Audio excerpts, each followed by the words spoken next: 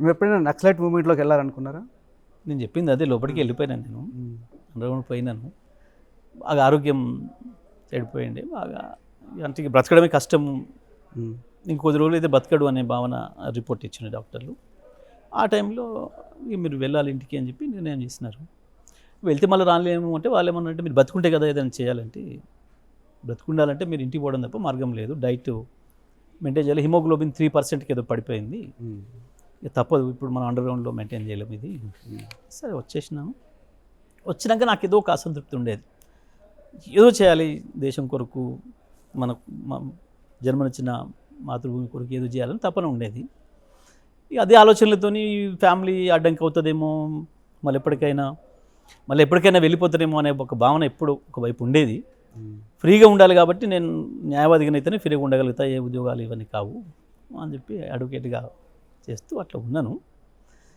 ఆ క్రమంలో కేసీఆర్ గారు తెలంగాణ గురించి మాట్లాడడం, అప్పటికే నేను నా ప్రాంతంలో జరుగుతున్న అన్యాయం చూసినాను, నీళ్ళ విషయంలో జరుగుతున్న ఇది, మా పొలాలు నీళ్ళు లేక ఎండిపోవడము, చేసిన పొలాలు మధ్యలో ఎండిపోవడము, కరెంట్ లేక ఇబ్బందులు పడటము, ఇవన్నీ ఫేస్ చేస్తాను. ఆ క్రమంలో దాంతో నేను వచ్చి అటాచ్ అయ్యింటిని. అట్లే నాకు మ్యారేజ్ వాయిదా.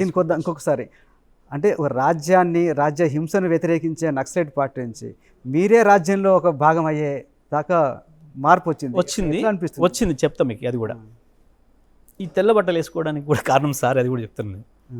నాతో అనకుండా మా నిరంజన్ రెడ్డి గారితో అన్నాడు ఒకరోజు, జగదీష్ లీడర్ కావాల్సినాడు, అట్లా ఇన్షర్ట్ వేసుకొని కలర్ డ్రెస్ వేసుకొని తిరిగితే ఎట్లా, నేను ఇన్షర్ట్ వేసుకొని ఉండేవాడిని అప్పుడు.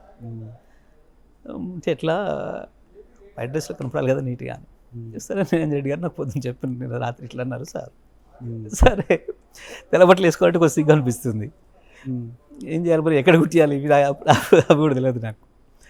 సరే లక్కీగా అప్పటికే నా వైఫ్తో చెప్పినాను, ఇట్లా ఉంది పరిస్థితి, మరి తెల్లబట్టలు వేసుకోవాల్సి వస్తుంది. సరే పోదాం పదండి అని చెప్పి, సాత్ తీసుకునే షాప్ ఎక్కడ ఉంటుందో సరే అక్కడికి పోయి అడుగుదాము వాడిని, మరి నాకేం తెలియదు వీటి గురించి, వీటిని ఏమంటారో ఏంటిదో, పోదాం పద అంటే ఆమెకు కూడా తెలియదు వాస్తవానికి. సరే పోదాం పదం పోయి కొనుక్కొని మొదటి రోజు వేసుకోవడానికి చాలా సిగ్గుపడుకుంటూ వేసుకున్నారు. సేమ్ రాజేందర్ని కూడా అదే పరిస్థితి, నేను చేసినాను. మళ్ళీ రాజేందర్ని కూడా నాతో అన్నాడు సార్, టీషర్ట్ వేసుకొని వస్తుండేది రాజేందర్, అదేంది టీషర్ట్ వేసుకొని పిల్లవాడిలాగా లీడర్గా ఎదగాల్సిన వాళ్ళు మంచిగా ఉండాలి వైట్ డ్రెస్లో ఇట్లా. నేను రాజేందర్కి చెప్పిన, అన్న ఇది నీకు కూడా వచ్చేసింది ఇది అంటే, అమ్మ ఎట్లా దొరకాలి మనం అని. సరే పోదాం పని నేనే తీసుకొని కొనిచ్చిన.